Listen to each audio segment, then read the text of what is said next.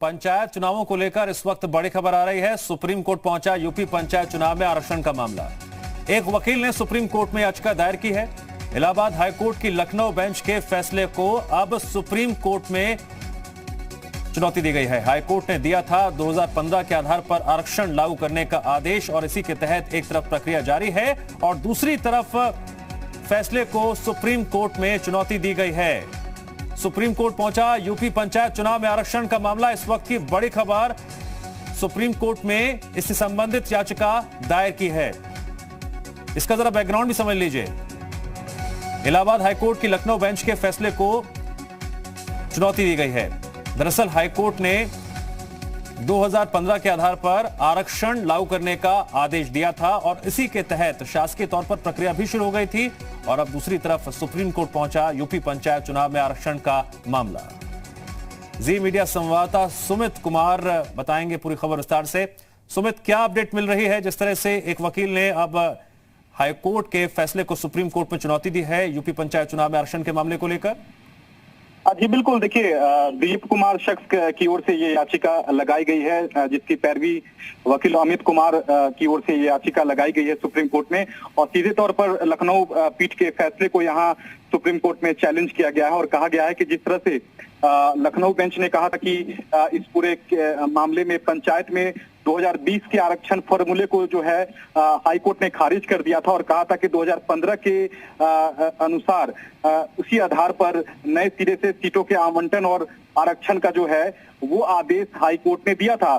तो इस फैसले को बाकायदा जो है सुप्रीम कोर्ट में चैलेंज किया गया है और कहा गया है कि लखनऊ हाईकोर्ट के जो फैसला है उसको रद्द किया जाए और जो सरकार 2021 के आरक्षण फॉर्मूले के तहत पंचायत चुनाव कराना चाहती है उस अनुसार जो है वो कराया जाए। तो कहीं ना कहीं सरकार के हक में एक तरह से ये याचिका है।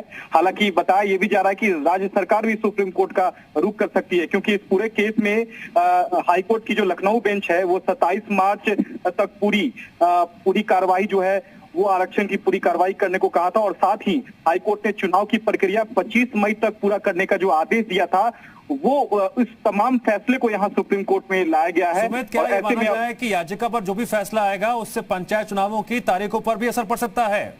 जी बिल्कुल, देखिए यहाँ सीधे तौर पर लखनऊ बेंच का जो आदेश है उसको ही चैलेंज किया गया है, उसको ही चुनौती दे डाली गई है। तो ऐसे में अब सुप्रीम कोर्ट जब इस पूरे मामले को लेकर जब सुनवाई करेगा तो निश्चित तौर पर अगर कोर्ट को लगता है कि इस दलील में दम है तो कहीं ना कहीं इस पूरे केस में कोर्ट जो दूसरा पक्ष है उसे सुप्रीम कोर्ट नोटिस जारी करेगा। उसके बाद आगे की जो सुनवाई होगी उस पर बहुत कुछ निर्भर करेगा कि क्या हाईकोर्ट के आदेश के मुताबिक पंचायत चुनाव होंगे या नहीं, क्योंकि यह मसला अब सुप्रीम कोर्ट में जा पहुंचा है और सुप्रीम कोर्ट अब आगे तय करेगा कि क्या हाईकोर्ट का जो फैसला है उसे बरकरार रखना है या फिर हाईकोर्ट के फैसले पर रोक लगानी है। ठीक है, हमारे साथ अमित सिंह भदौरिया जुड़ गए हैं, आप वरिष्ठ अधिवक्ता हैं। अमित जी, स्वागत है आपका जी उत्तर प्रदेश उत्तराखंड पर। जी बहुत बहुत धन्यवाद सर। मैं चाहूंगा कि आप इसके जरा तकनीकी पहलू समझाएं, जिस तरह से ये याचिका दायर की गई है और हाईकोर्ट के फैसले को अब सुप्रीम कोर्ट में चुनौती दी गई है। जी बिल्कुल, ऐसा है कि संविधान के द्वारा जो दलितों और वंचितों को तो अधिकार प्रदत्त किया गया था 1995 में, जिसके तहत एक आरक्षण की व्यवस्था और उसको रोटेशन के तहत लागू करने का एक प्रक्रिया निर्धारित की गई थी संविधान में। उसके तहत 95 से वो लगातार क्रम चला आ रहा था।